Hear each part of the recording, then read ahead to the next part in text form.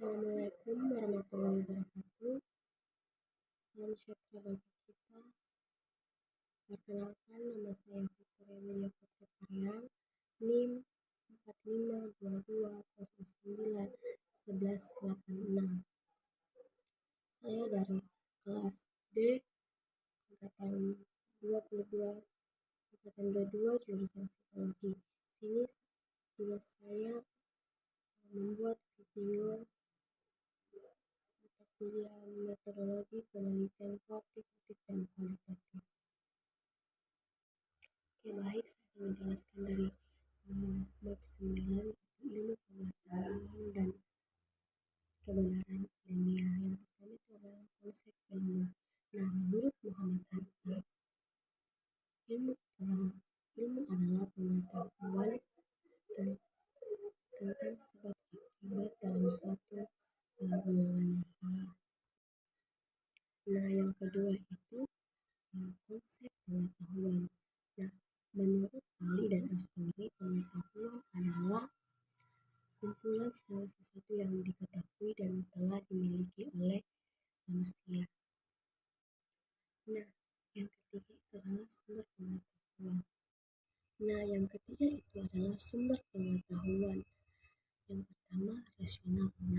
Menurut rasionalisme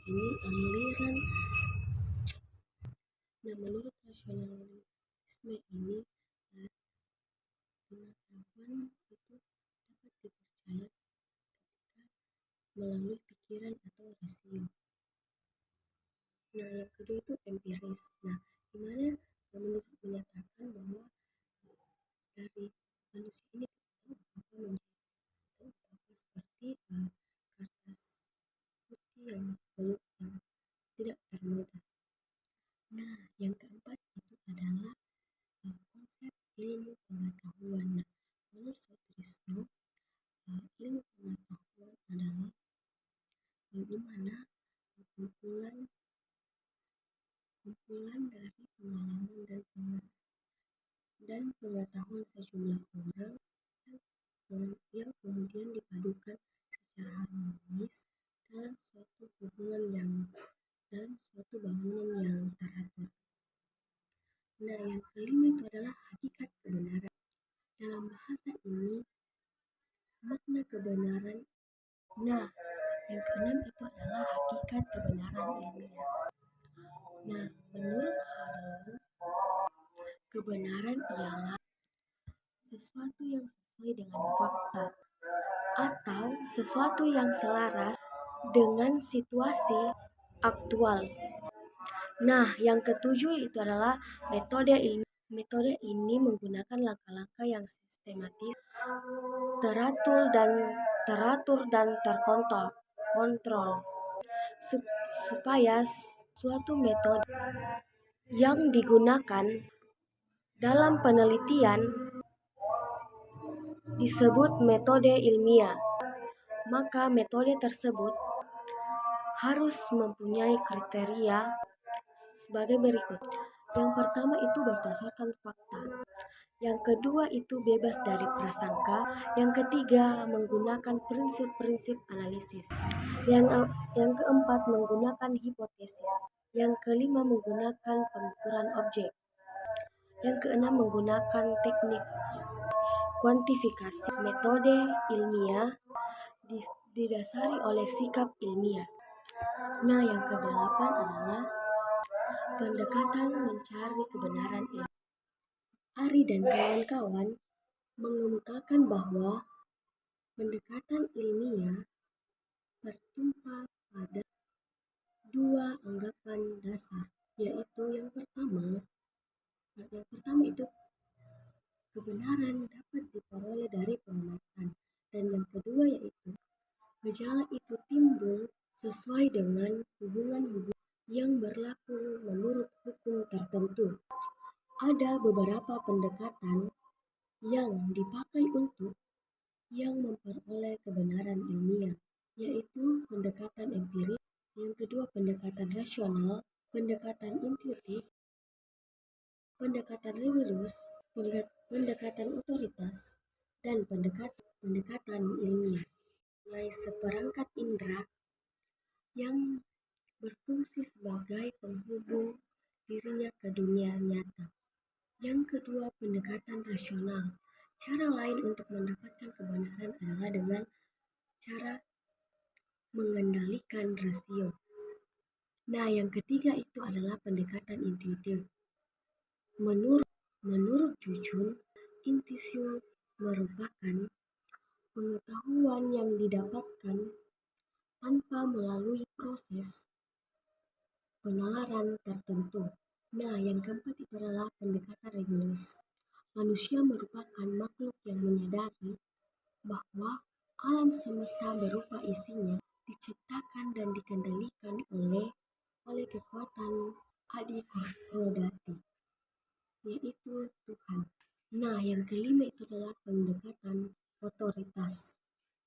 Usaha untuk memperoleh kebenaran juga dilakukan dengan dasar pendapat atau penyertaan dari pihak yang memiliki otoritas. Nah, yang keenam itu adalah pendekatan ilmiah.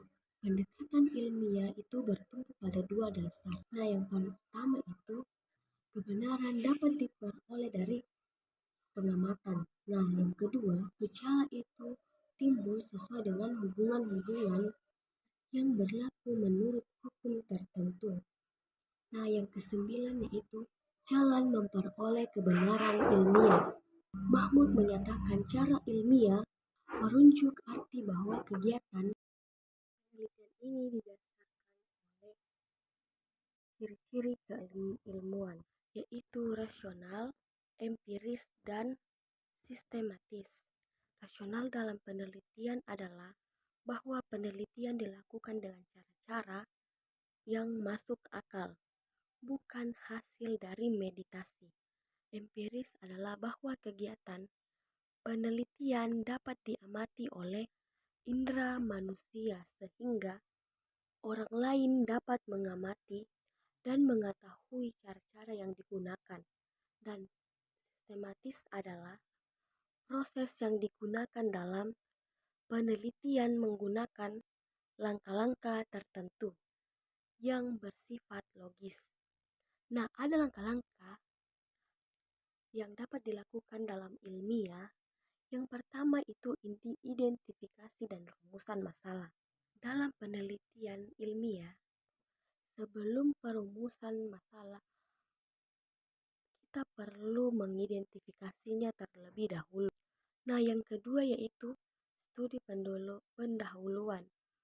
Dilakukan melalui kajian pustaka sebagai bahan penyusunan landasan teori yang digunakan, baik penyusunan hipotesis maupun untuk membahas hasil penelitian nanti.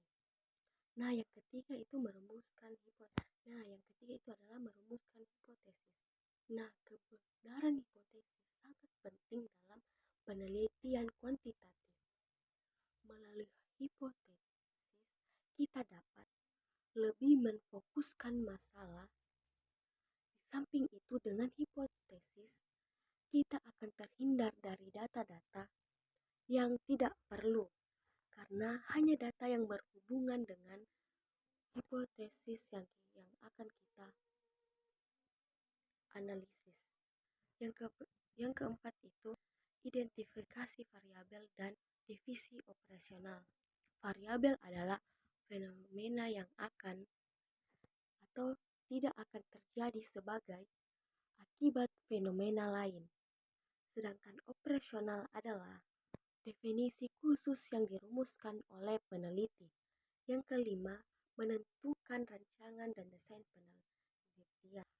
Rancangan atau desain penelitian adalah prosedur atau langkah-langkah penelitian yang berfungsi sebagai pedoman bagi peneliti dalam pelaksanaan penelitian. Yang keenam, menentukan dan mengembangkan instrumen penelitian.